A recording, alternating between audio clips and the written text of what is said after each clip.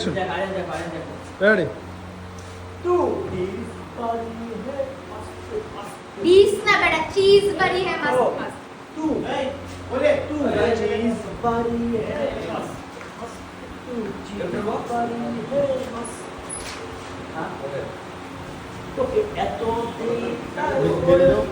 বলিস আমি তোকে খাওয়াই না